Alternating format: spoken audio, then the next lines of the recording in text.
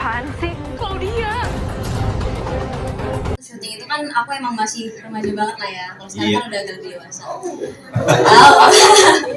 Jadi waktu syuting emang bukan ada beberapa, emang banyak banget ada kesulitannya, apalagi waktu memang adegan syutingnya. Karena kan di sini aku ya seperti yang teman-teman bisa lihat gitu kan. Ini make upnya dia nih ya. Beginilah kira-kira. Ya benar. Jadi untuk proses make upnya sendiri aja itu makan waktu lama banget, bisa sampai 2 atau 3 jam. Karena itu kita kan dari rambut, dari wajah, tubuh juga, sampai kuku juga. Jadi kalau misalnya aku udah nyampe set, aku udah make up, aku udah nggak bisa ngapa-ngapain. Jadi emang aku sudah dipersiapkan untuk syuting. Untuk melakukan aktivitas lain itu udah susah banget. Untuk syutingnya sendiri pun sulit. Pasti sulit. Aku butuh tenaga yang benar-benar ekstra banget.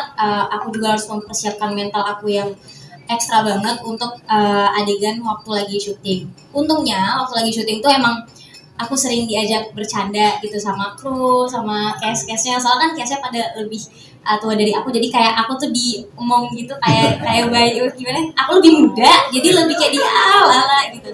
Soalnya aku juga orangnya ceria kan, jadi waktu di lokasi syuting sesulit apapun adegannya, itu pasti Bung Ray, semua cast, semua krunya itu pasti ayo Lala, semangat Lala, bentar lagi pulang gitu. Jadi ya kalau dibilang sulit pasti ada sulitnya, tapi tetap menurut aku pengalaman yang aku sendiri juga nggak bisa lupain, dan itu menurut aku pengalaman yang aku sendiri tuh bisa ambil banyak banget sesuatu yang bisa aku simpan untuk diri aku sendiri.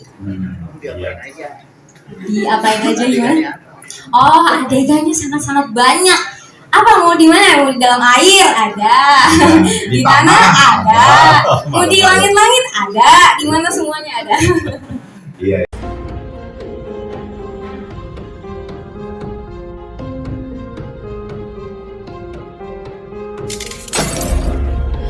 Memang ada perubahan ya. Pengen sesuatu yang menantang dalam peran. Karena selama ini selalu sinetron yang baik. Dan ternyata dapat suatu tantangan yang berbeda, dan alhamdulillah didukung oleh teman-teman dan juga sutradara yang begitu jeli yang memberikan masukan kepada saya. Memang agak sulit sekali ya untuk menjadi depresi yang benar-benar dalam, yang kehilangan anaknya seperti apa, orang yang dicintai ternyata hilang dan sekejap, dan istri pun meninggalkan begitu saja. Akhirnya dia harus meluapkan kekesalannya dengan apa? Dia bingung. Hasil saya mendapatkan arahan dari beliau, ternyata sesuatu peran yang sangat berbeda dan sesuatu pelampiasan yang berbeda juga. Mungkin nanti penasaran bisa melihat seperti apa pelampiasannya dengan apa. Di situ ada adegan-adegan yang menjijikan buat saya yang selama ini saya tidak pernah melakukan. Di situ saya harus melakukan, dan di situ saya harus merasakan memakannya. Memakan sesuatu yang memang itu tidak patut dimakan. Coba nanti misterius banget, pokoknya stresnya mungkin nanti teman-teman bisa melihat satu reviewnya, di mana mudah-mudahan dapat respon yang baik dan dapat rezeki buat saya yang baik juga nanti ke depan. Amin.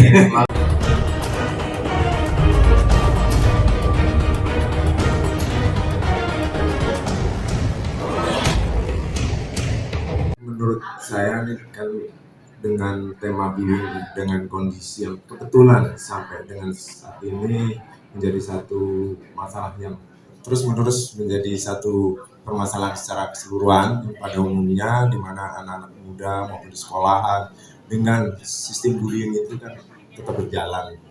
Apapun itu terhadap sebuah mental breakdown untuk anak-anak itu menjadi satu kebudayaan, sehingga ini terus menerus, sehingga secara nggak langsung juga akhirnya berjatuhan banyak korban, baik secara mental sehingga sampai nyawa hilang, secara fisik dan mengarah ke kriminal. Nah, ini suatu tema yang menarik, yang menurut kami ini menjadi sesuatu yang akan menjadi layak ditonton menarik, juga menjadi satu message bahwa sebuah bullying ini tidak mendapatkan dampak yang positif di anak-anak dan masyarakat pada umumnya. Sehingga ini suatu tontonan yang menurut saya dan berketepatan dengan film dalam rangka film nasional, ini tema ini cocok lah untuk diangkat dan menjadi sajian utama dalam nanti kita rencana rilis di bulan Maret tanggal 30. Ada sesuatu yang menarik untuk suatu tontonan di luar memang dibalut dengan trailer, karena memang ya dengan trailer ini menjadi satu unik tersendiri untuk penyampaian message bahwa bullying berdampak terhadap sesuatu yang mengakibatkan secara psikologis menjadi berat buat secara kejiwaan. Itu kira-kira.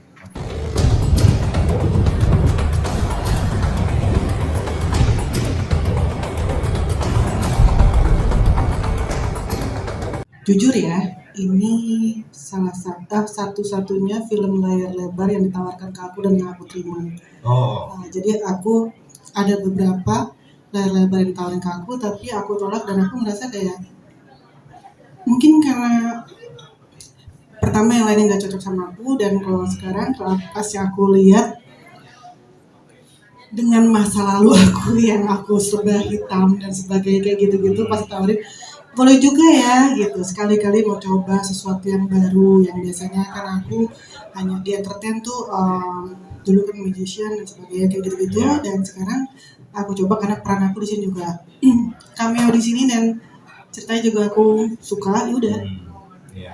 menarik buat aku. Oke, tepuk tangan. Sekolah dimulai. Mereka tidak boleh keluar dari kamar setelah jam 9 malam. Serius, itu serius, Wah. tapi nggak sadar saya dibully gitu. Memang kan itu yang menarik, kenapa waktu cerita ini sampai ke tangan saya, skenario sampai dari Mas Asaf sampai ke saya, yang paling menarik itu adalah itu sebenarnya, bahwa si skenario nangkep banget gimana sih sebenarnya kita nggak sadar bahwa bullying itu tercipta secara sistemik. Jadi ketika ada satu institusi, ketika ada sesuatu yang menjadi terstruktur gitu, itu jadi bisa di core dari si bullying itu. Jadinya kenapa bullying? Karena pengalaman pribadi sendiri gitu, bahwa ketika lucu aja waktu SMA dibully, sekarang waktu yang ngebullyingnya itu malah jadi hahi sama-sama teman gitu. Jadi kan bukan masalah personal sebenarnya kalau menurut saya bullying gitu.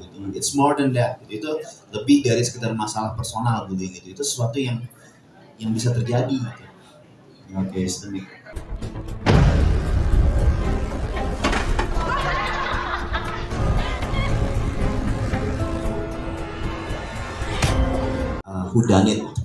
Whodunit misteri, tapi dibalut di kisah di dunia SMA-nya gitu. Jadi ada apa sih sebenarnya, siapa sih? Ada unsur itunya, ada unsur mencari siapanya itu, dan ada unsur yang beda itu sebenarnya cara kita ngemas horornya sih. Waktu kita awal bikin ini memang kita pengen ngasih sesuatu yang lebih mengedepankan masalah di antara SMA ini, di masalah kenapa sih, apa yang terjadi. Mereka berusaha memetakan apa yang terjadi dan pada saat yang sama harus memecahkan masalah itu, kalau nggak mati. Makanya kan teman tidurmu hingga ajalmu tiba gitu. Jadi kalau mereka, istilahnya lah kasarnya, kalau mereka tidur mereka mati, itu kurang lebih. Dan itu yang kita berusaha jadi premis kita di treatmentnya gitu.